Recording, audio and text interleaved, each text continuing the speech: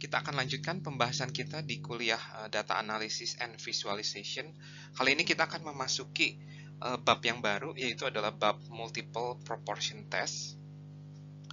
Di bab ini kita akan membahas pengujian statistik lagi-lagi untuk dua variabel, di mana variabel explanatorinya masih variabel categorical, dan variabel responnya juga variabel categorical. Nah, namun di sini kalau di bab 5 itu variabel explanatorinya itu variabel categorical yang hanya terdiri dari dua kategori, namun di sini lebih dari dua kategori. Jadi di sini kita akan membahas pengujian statistik di mana variabel explanatorinya itu merupakan variabel categorical yang terdiri lebih dari dua kategori. Nah, ini bab ini tuh paralel dengan bab 9 ya. Nah, di bab 9 itu kita akan membahas multiple mean test, di mana variabel explanatorinya dan variabel responnya mirip dengan bab 8, yaitu adalah categorical, dan variabel responnya adalah kuantitatif. Dan sama seperti bab 8, bab 9 ini variabel categoricalnya itu terdiri lebih dari dua kategori. Semoga cukup jelas, kita akan lanjutkan pembahasan kita. Selanjutnya kita akan membahas bagaimana menulis hipotesis nol dan hipotesis alternatif untuk multiple proportion test. Nah, tidak seperti ketika kita membahas two proportion test atau uji dua proporsi, maka H0 yang kita tulis itu adalah kategori pertama dikurangin kategori kedua, harusnya bukan mu tapi pi ya, jadi P1 ya, jadi proporsi pada kategori pertama dikurangin proporsi pada kategori kedua sama dengan 0, sementara hipotesis alternatifnya adalah tidak sama dengan 0 atau lebih besar 0 atau kurang dari 0 ya, tergantung dari tujuan dari penelitian kita. Nah, seringkali penulisan hipotesis 0 dan hipotesis alternatif itu ditulis seperti ini juga.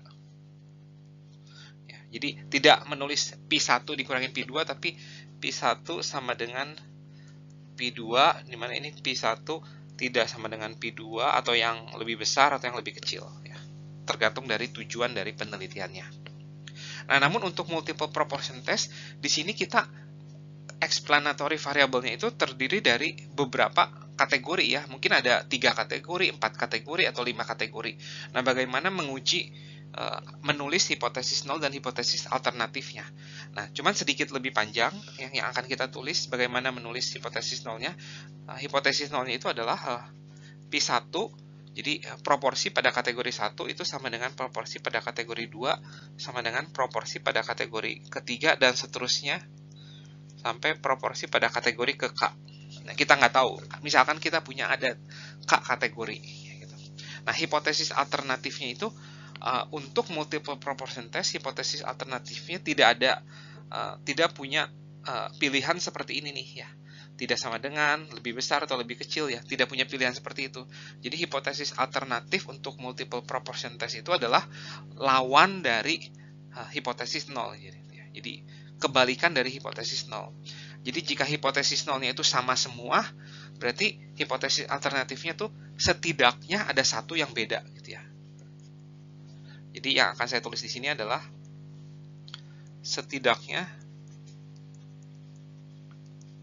ada misalkan PI ya, yang berbeda dengan P lainnya. Nah, jadi ini adalah kebalikan dari hipotesis 0, lawan dari hipotesis 0. Jadi kalau hipotesis 0 itu adalah fakta bahwa klaim bahwa semua proporsi itu sama semua nilainya, sementara hipotesis alternatifnya itu adalah setidaknya ada satu proporsi yang beda dengan proporsi lainnya. Nah, semoga cukup jelas bagaimana menulis hipotesis dan hipotesis alternatif dari multiple proportion test. Sebelum masuk ke dalam pembahasan mengenai teori pengujian multiple proportion test, di sini saya ada satu studi kasus. Studi kasus ini lagi-lagi diambil dari suatu contoh yang sering terjadi di luar negeri ya, atau di Amerika. Nah, jadi di suatu perempatan di kota kecil di Amerika itu biasanya tuh tidak ada lampu merah ya, yang ada itu hanya tanda stop seperti ini gitu ya. Jadi nah, ketika kita naik mobil berjalan menuju tanda stop seperti ini, dan jika ada tanda stop, kita diharapkan berhenti selama sekitar 3 detik untuk lihat kanan kiri baru melaju. Nah, ini untuk mencegah kecelakaan tentunya di suatu perempatan. Namun seorang peneliti dari suatu universitas di sono ingin mengetahui apakah benar-benar si mobil itu berhenti ketika ada tanda stop gitu. Jadi kita pengen tahu apakah pengendara mobil di sana itu benar-benar mematuhi rambu lalu lintas atau tidak gitu. Nah, untuk itu dia akan mengamati ya, hanya mengamati mobil-mobil yang melewati perempatan tersebut ya, dan dia membagi mobil-mobil tersebut menjadi 3 kategori ya. Ya, ketika mobil tersebut ketika dia menuju ke perempatan tersebut dia tuh berjalan sendirian. Ya, jadi tidak ada mobil yang mengikuti dia dan tidak ada mobil yang ada di depan dia gitu. Nah, kemudian kategori kedua itu apakah mobil-mobil yang menuju ke perempatan tersebut mengikuti atau berada di belakang mobil yang lain gitu ya. Jadi dia disebut kategori following. Nah, kategori ketiga adalah ketika dia menuju perempatan tersebut, dia tuh sedang diikuti oleh mobil di belakangnya gitu. Jadi dia tuh tidak sendirian, tapi dia tuh leading.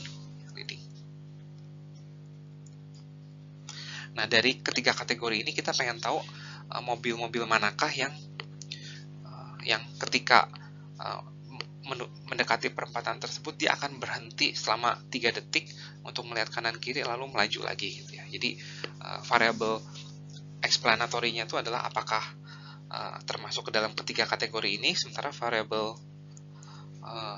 responnya apakah dia stop atau tidak stop. Ya, semoga cukup jelas ya. Nah, sekarang kita akan mencoba menjawab atau melakukan 6 langkah penyelidikan statistika yang pernah kita bahas. Nah, pertanyaan penelitian dari contoh kasus ini tuh apa nih gitu ya. Jadi pertanyaan penelitiannya itu apakah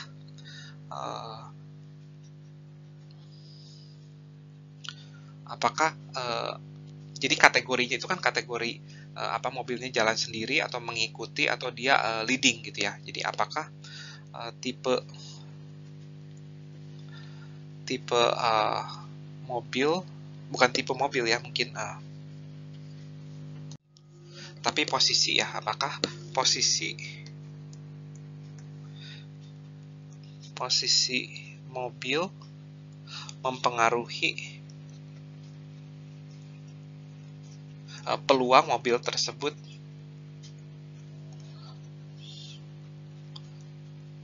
berhenti ya di perempatan yang ada tanda stop ya, di persimpangan ya. Jadi ini kita pengen tahu ini. Nah, explanatory variabelnya ya jelas posisi mobil, apakah dia sendiri atau dia leading atau dia following. Sementara responnya itu adalah apakah dia stop atau tidak ya. Nah, peneliti ini selama beberapa hari mengamati mobil-mobil yang melewati perempatan tersebut ya. Jadi misalkan mobil pertama ya, dia catat nih apakah dia sendiri atau tidak gitu ya. Dan kemudian apakah dia stop atau tidak gitu ya. Stop gitu misalkan. Terus mobil kedua dia leading misalkan. Jadi dia menuju ke perempatan tersebut bersama-sama dengan mobil lainnya dan dia posisinya paling depan gitu ya. dan dia tidak stop misalkan. Dan seterusnya, dan si peneliti tersebut berhasil mendapatkan total 316 data ya gitu. Following misalkan.